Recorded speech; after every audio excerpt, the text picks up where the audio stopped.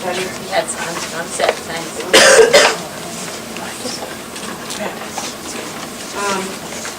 I did have in your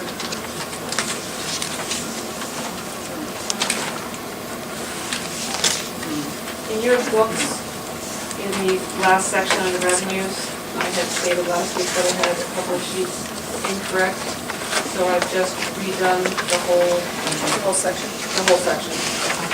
Take one out, put one in. And I renumbered them with the revised data, so we have those. And on the last page of, on those sheets on page 53, I had a question from BJ regarding the school fund balance.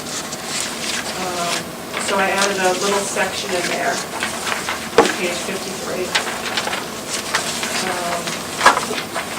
where we had the unreserved fund balance of, from the audit, $1,071,000. And then BJ's question was, how will that be reduced by what we're proposing this year? So, under the proposal, we have asked to transfer $23,000 to the service for our capital building projects, equipment, so the technology is $72,955, and then the transfer to capital projects, building $121,875. So that gives us a projected fund balance at the end of this year, $853,000.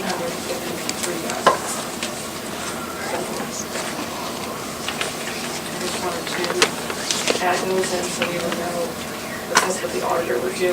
And the compensated absences, where you see up above the 296, that number is going to be moved down. It will be a different number depending on if we have retirees, and it's based on unused sick time. So that number will change, but it will come down. So I didn't want to any taken out, but it will vary a little bit.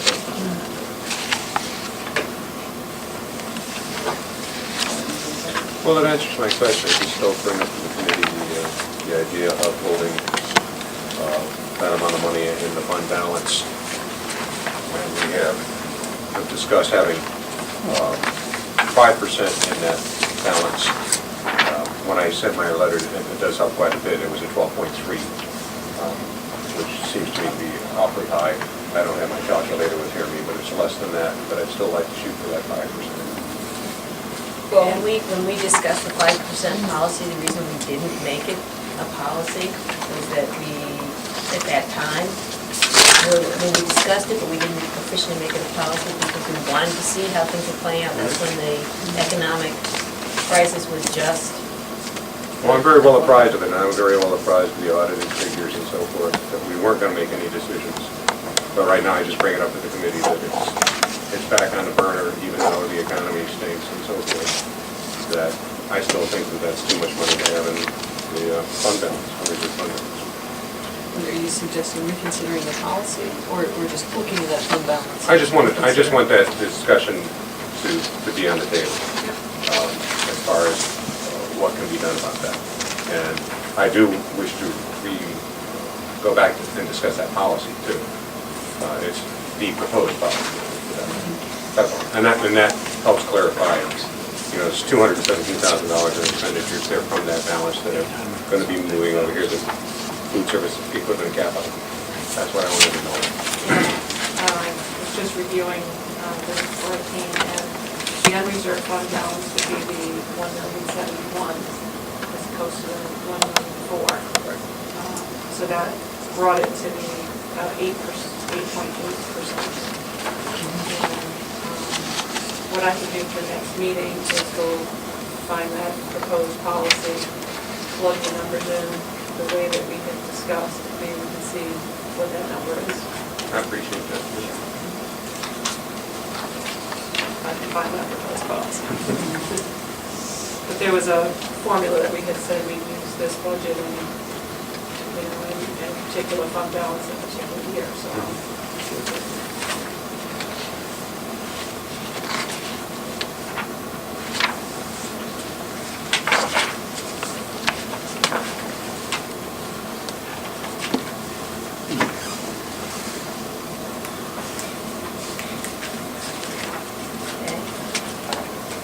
even if you didn't send us a text, we can still ask us.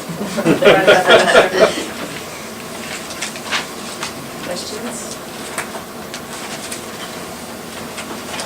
I do. If we go back to page 17 of the budget, under part 2, I believe it is. This is under school, one line out of budget. I have highlighted on here, I'm just not sure what this is. And it's the last one under school committee. It says contingency, $52,918. I'm not sure what that is. Last year, we, at the time of the budget proposal, the raises for administration and support staff were not, with the contract on negotiation and our contracts evaluations hadn't been done. So we put in a percentage of salary and put it in there in case you wanted to use that money It was for. a contingency fund. We also had to do some hiring, and we didn't know if, if the person coming in, what step they would be in.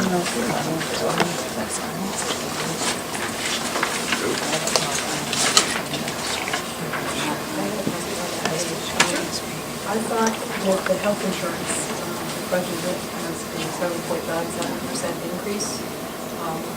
I thought that we thought it was going to be higher.